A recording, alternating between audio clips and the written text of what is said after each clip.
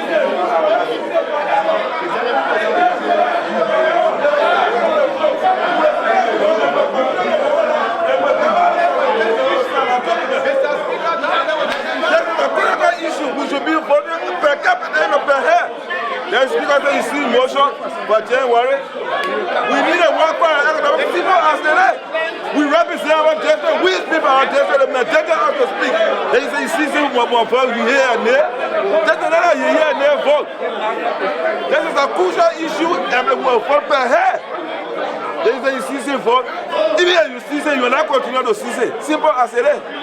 There is no practice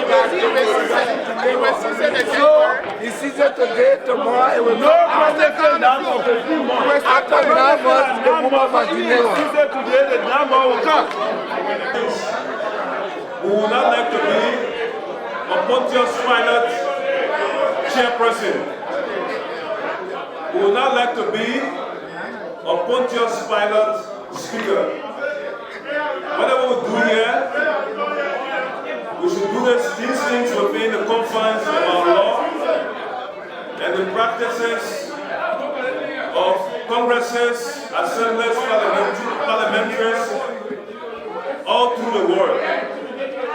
It's good that we do have international parliamentarians in our presence, and they do know how things are carried out in those various parliaments.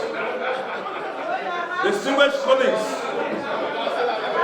as I said, we would like to restore sanctity in this process. This matter before us had to do with 3 committees. It is not only Liberia, and we cannot say that this should be atypical, that Liberia will go outside of the margins of democracy.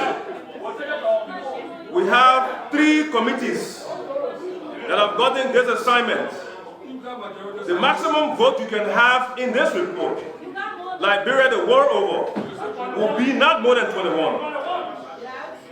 You must also know, by committees who signed these, this presentation did not meet the threshold of legislative reporting.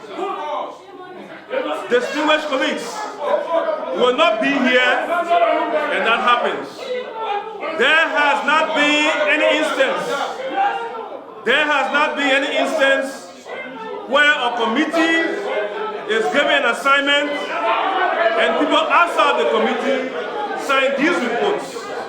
As we are here, we must be able to follow the norms.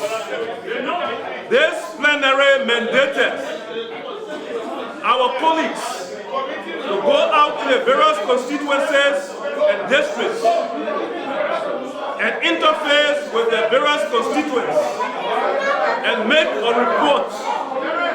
Again, we cannot go against the mandate of plenary.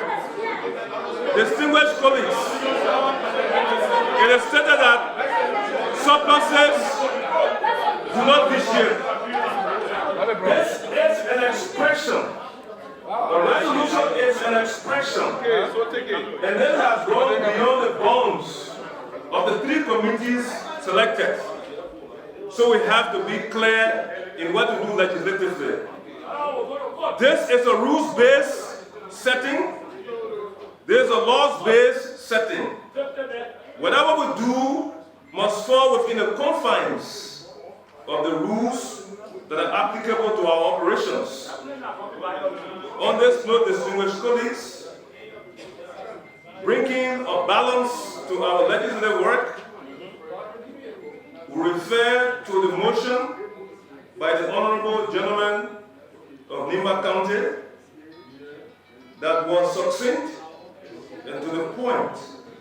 With this, distinguished colleagues, if you are ready to vote, please state your vote, your motion. Please repeat your motion, Honorable, so we'll make progress. But we cannot go outside of our rules and other emotions. So please state or restate your motion, Honorable. We are here, there's a body.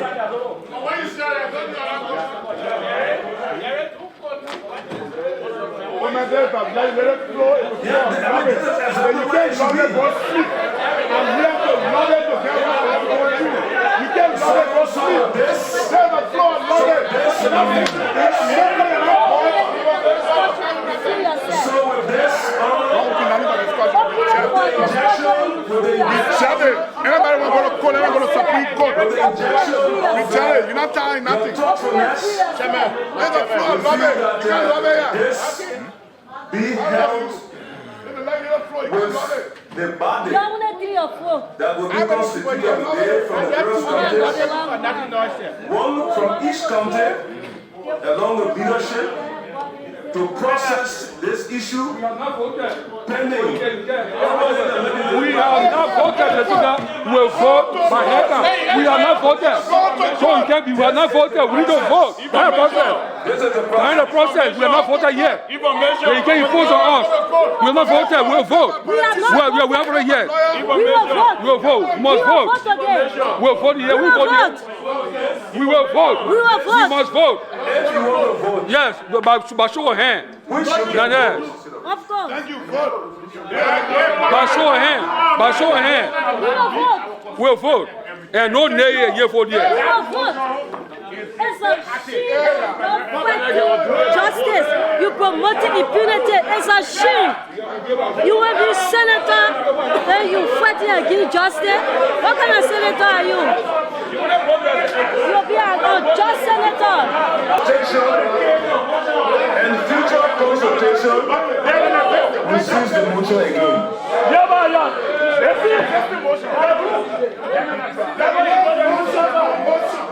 No motion. We'll flash it. We'll go.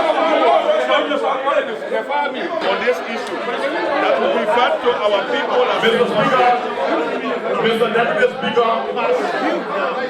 to my distinguished colleagues, owing to the fact that the issues presented to this body, a resolution for the establishment.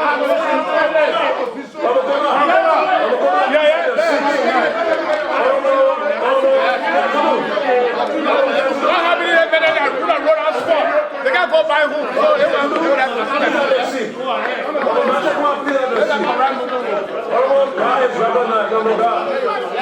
Yeah, Mr. Speaker, Mr. Deputy Speaker, my distinguished colleagues, on the issue and resolution for the establishment of war in the American Code, like, under the number procedure, they say surplus does not depreciate. That There is a information. yes, you are information that the issue was brought on this floor. A motion was passed, and that motion was voted upon. That this issue should be taken to our constituency, have a consultation with our people, the break, and return during our January opening and have a conclusion. So on this note, Mr. Speaker, there is need that motion be activated, that they need to be referred to our constituency, that our people should make a decision.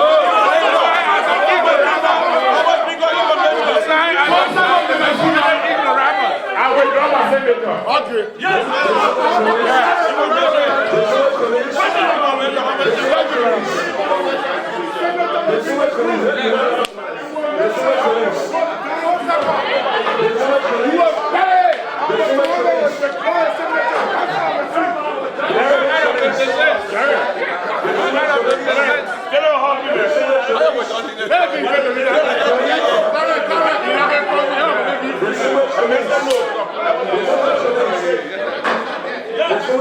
That you were born on the ground.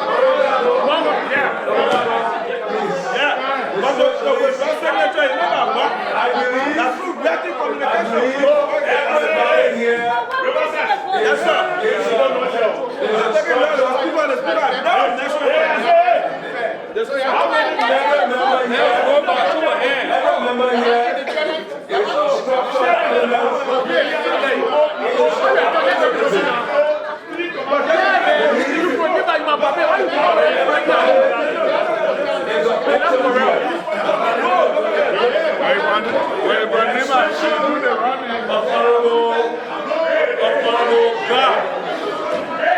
The expression of our God, I think, suffices. In that, as we are here, it's good that people have made these expressions. But again, we cannot subjugate the role of plenary.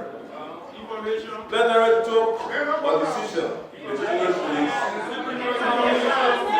Plenary took a decision.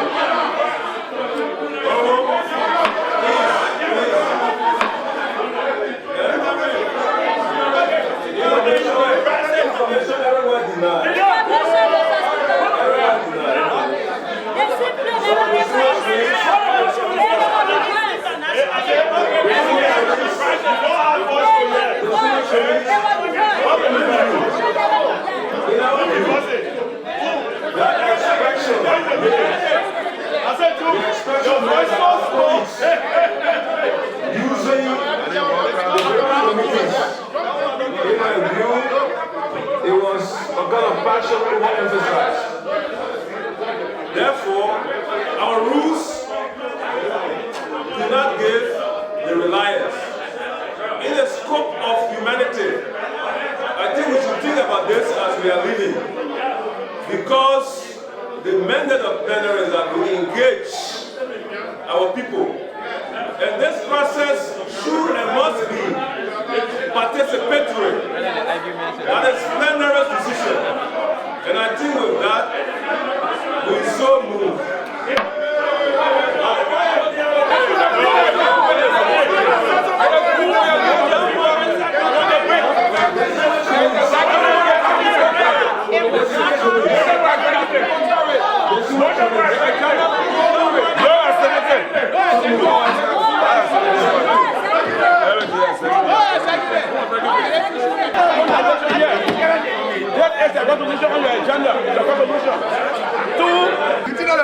one get caught by the heart.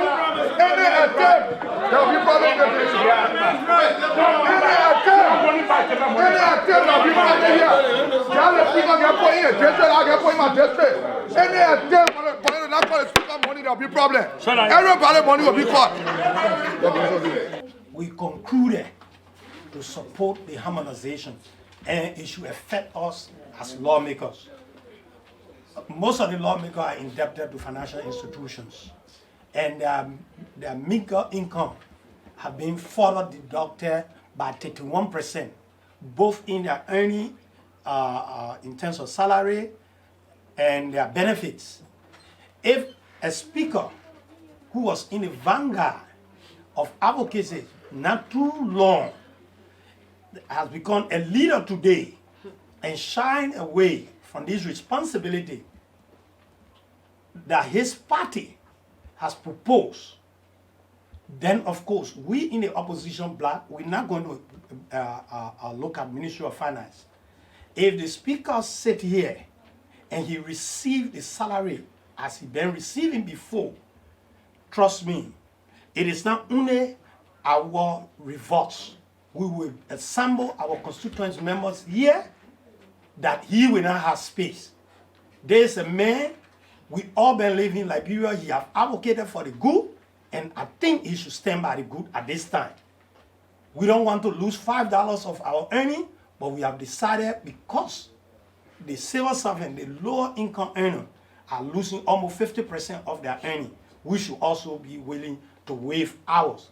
If the speaker and the deputy speaker can think that they will not lose 5 cents of their earning, trust me, it is dangerous. We will make them an ordinary lawmaker in the House of Representatives when we shall resume. I can tell you, I've been on the budget committee, and if the speaker was sincere enough, he should have announced our policy and the deduction at the closing. After heated argument behind closed door, we have decided to come to the press to inform the Liberian people and the post civil servant that if the speaker remains as it is and he receives his earning as it is, trust me, I think they have the right to descend on this building or on the campus or compound so the speaker can make the right decisions. And I think we're going to stand by that. I'm telling you, there was a heavy, heated argument about salary deduction in executive. I have no reason to bring executive discussion here. But if it compromises the interests of the country and put the lower income earner at jeopardy, I think it is our right to disclose it to them and the Liberian people. These are the kind of a leader that have advocated for change and they're not standing by the change. I'm not sure whether the speaker is going to sign the final version of the concurrence that comes from the sending of this standardization act or 2019 on grounds that he does not demonstrate that he believes in that act. Because if you cannot take the lead to speak on the milestone of the legislature at the closing ceremony, it suggests that indeed you may not sign it. And if he signs it, it places him in the category of the president, the vice president, the chief justice. And if the chief justice earning around 13,000, okay, and the vice president around 14,000, okay, and the president who budget around 7,500 per month for compensation, then it means that indeed he should not be at 29. So that will tell you, when you see what the speaker makes in August and September, it will tell you what the speaker supports that standardization act, of which he has spoken of long term. Right. In fact, it was just a modification because it was a sensational matter, but he was the proponent over time. So that's a contradiction we are talking about here, and we are saying we are clear about this. There's a national issue. Make no mistake that we will start to offer the resolution even during the break. It will be a preemptive strike on the break.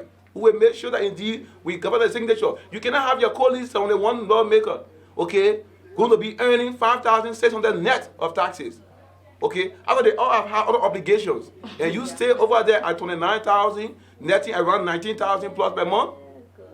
Look, we all have constituency. I can tell you that Speaker district is not bigger than my district in size. He may have population, but he's not populated than the district of KwaZulu in numbers. You can tell me that the deputy speaker who comes from the Unity Party, who I understand want to contest to be senator, will stand there and not make pronouncement about salary cut at the turn of time. Are you serious? You want to be a senator of Bond County? It's a serious matter here, okay? So I will only believe that they believe in the act if they take the action. Independent Legislative Caucus. We were briefed by our Ways and Means Committee that we will have a harmonization to support the process. We'll be leaving a salary of $8,500 to $5,600 United States dollars, which is with heavy heart. We all agree, looking at the present reality, and a gasoline of $2,220 to $1,100. So it shocked me to know that our speaker and deputy speaker will have a gasoline of $15,000, and you say no, you don't want to reduce it. Then we reduce from $2,000 to $1,000. You have a salary of $29,000, and we reduce to $5,000. You don't want to reduce to $19,000. For me, in a clear sense, I would say it will be a shithole assembly if the House will sit down there and let the speaker and deputy speaker not to adjust, and they adjust. I will refer to that assembly as a shithole assembly if it happens. And to have the speaker and the deputy speaker shying away from decision that was made by the body. It is not about us as individuals, but the fact that we agreed to do this thing holistically, I don't think we should shy away from it. We are people of integrity, and our voice should be our bond.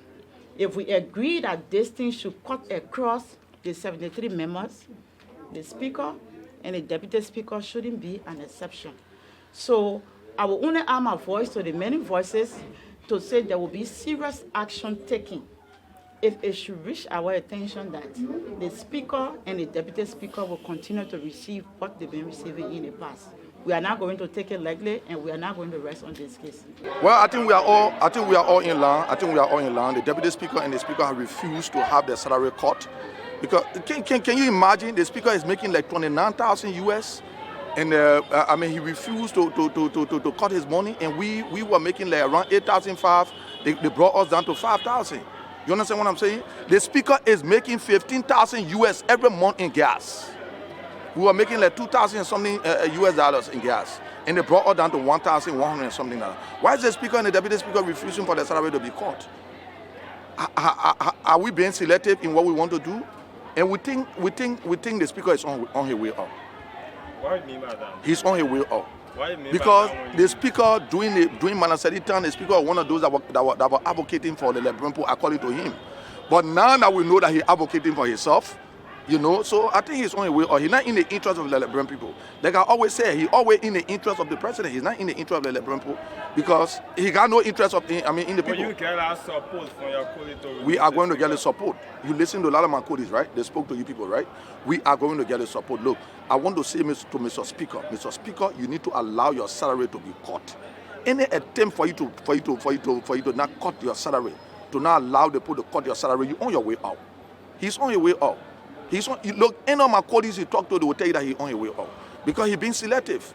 How you been making like 29,000 US, we're making $5,000. Look at the margin. Look at what different work he's doing. Some of us live in our district. You understand? We spend more than him. How, since when? Since this year, he went to his district one time. You understand? He don't even go to his district. Besides the speaker district, he had large staff in his office. What you call lifestyle? What you call lifestyle? To do what? To do what? 29,000 one person? You talking about lifestyle? Huh? Look, Mr. Speaker, you need to allow your salary to be cut. If not, you're on your way out. Anybody you think that will be protecting you will not protect you anymore, because it is in the interest, we came here in the interest of the Liberian people. That is why I voted for the budget to be passed. So with the understanding. Who do you think is protecting the speaker? Well, he know who protecting him. We will see who protecting him. So because you are not voted for, he went on web ballot. He was appointed. If Speaker Chima doesn't cut his salary, He will be removed. We will succeed. So you saw session today, right? I came to session late because I have to run to the hospital. But when I came there, you saw how session was looking. Because you know, when I get to session, I bring force into session. And you saw the momentum when I got into session today. You saw the difference. You saw the speaker. He said like trimming. He was not even to himself. Because I told him, you need to cut your salary. Mr. Speaker, you need to cut your salary. What kind of job he doing here to make all that money? For what thing?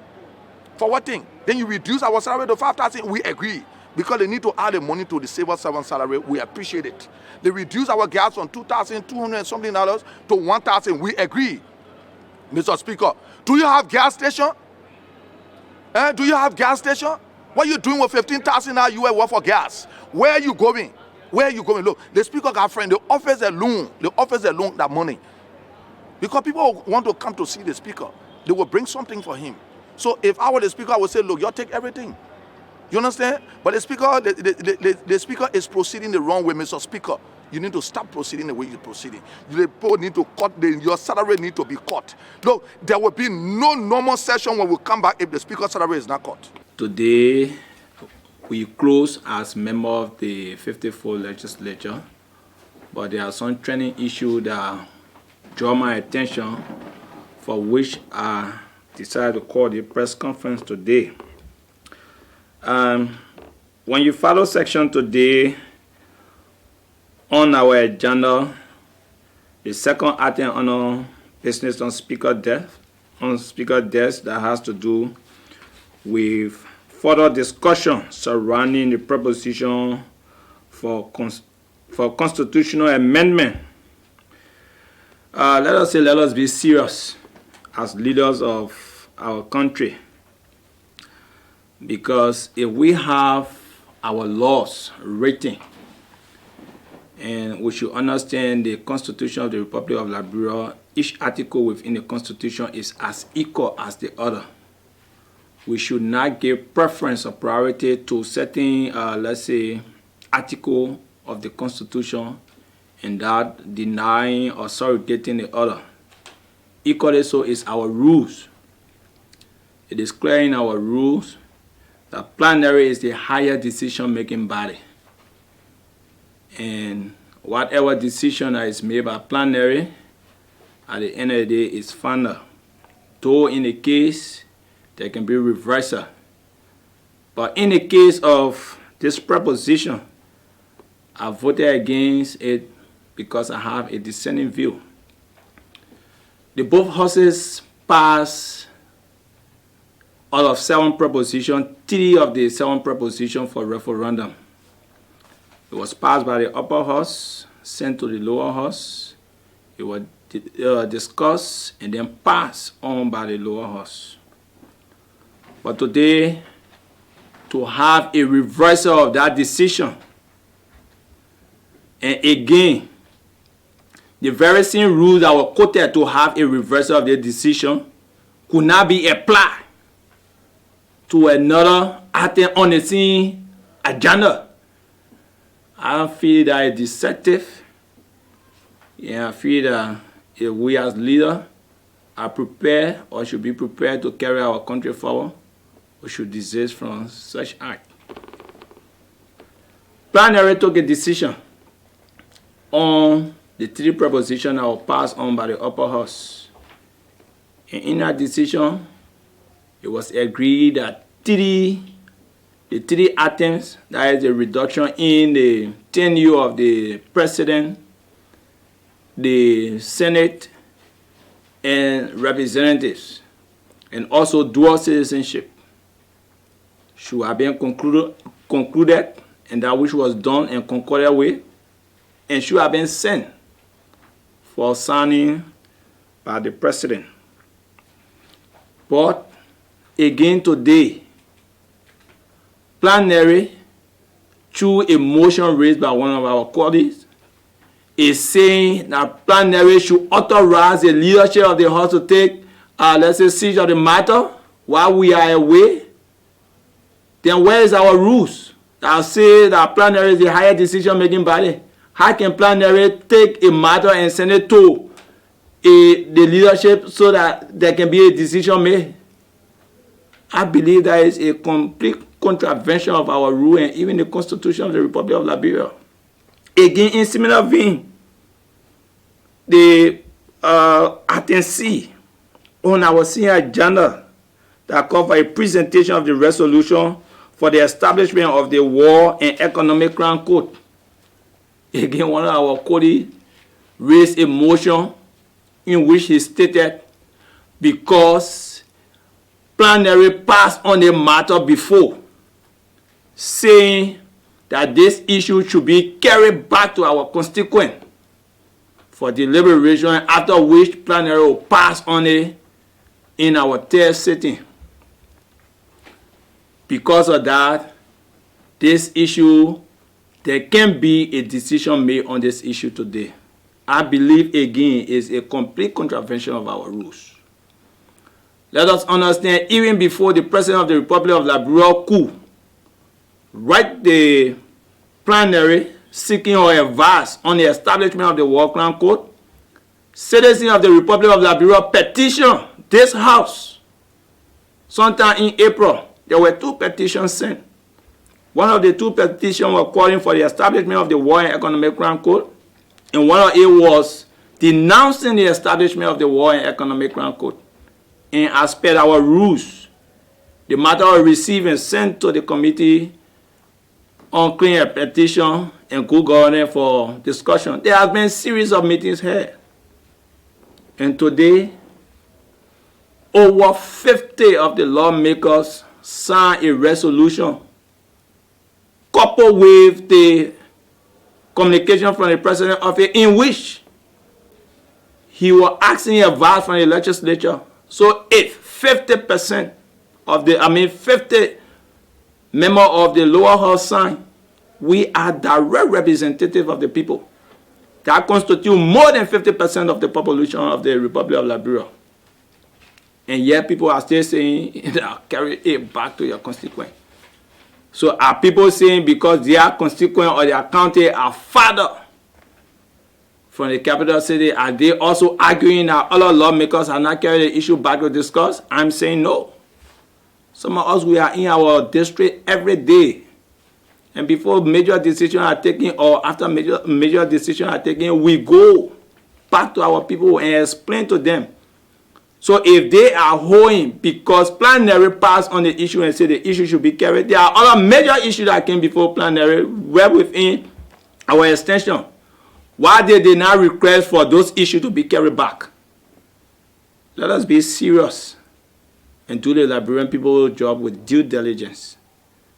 I believe that today, if we were to close, which we did, the Liberian people are looking at us. And this decision that we are taking, if they do not have a trickle-down effect on the Liberian people's lives, at the end of the day, it will haunt us tomorrow. So it's good for some of us to be on record so that history can judge us tomorrow. And I want to say again that the rule is clear, the Constitution is clear. We cannot be applying the Constitution and our rule on one agenda item, on a single agenda that is in favor of one but against the other. Then that is a complete contradiction. They say one who speak equity or preach equity should come with clean hands. And I think our speaker in person of Honorable Chimo have long advocated for harmonization. And like I said in my last interview with member of the 4th Estate, I said go back to the records, and the records are clear. Majority of the members of the lower house that contested in the 2017 representative and presidential election, there was this Ducal debate that was conducted in, if not all the districts, but majority of the districts. And most of the lawmakers were asked about salary reduction, and they said they supported it. So again, it is good that today the issue of salary harmonization has been effectuated. So at the end of the day, those that have preached so long for salary harmonization, it is time for them to effectuate what they have long preached. Let us go to the Constitution. Article 18 of the Liberian Constitution is very clear. It says all Liberian citizens shall have equal opportunity to work and employment regardless of sex, creed, religion, ethics, background, place of origin, or political affiliation and shall be entitled to equal pay for equal work. So let's understand, it is clear in our Constitution, Article 18. So it means that yes, I support salary harmonization. And this is why the lower house and the upper house or the legislature pass on this issue. But if we will have members of the lower and upper house signing a budget in which their salary has been reduced and other members of the leadership of the house fail to reduce their salary, then we want to say that's a deceit.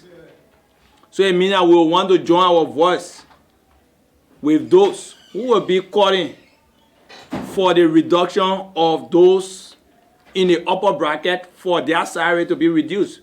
Again, let me point out, because at that point, during my last interview, I said plenary, before the passage of the budget, pass on a law that call for the harmonization of salary not only for lawmakers, but in the entire government. So there is a law that was even passed before the budget. So in no way, whosoever, being the president, vice president, speaker, or deputy speaker, can even refuse the reduction of their salary. So I wouldn't want to say that they are refusing, but let us leave it as it is until they refuse. But I want to strongly believe they are not, because there is a law, and you cannot be a maker of the law and also be the breaker of the law. So if you are preach equity, it means that it is not time that you can with clean hands. So we want to believe that whatever that is being said is just rumor, and let us treat it as rumor. But we know that in as much as the legislature, not only a legislature, but this legislature, the 54th legislature, has passed on the reduction and harmonization of salary, equally so, it should take effect on every, let's say, member of the House, and not only every member of the House, and in line with the act that was passed for the harmonization of salary.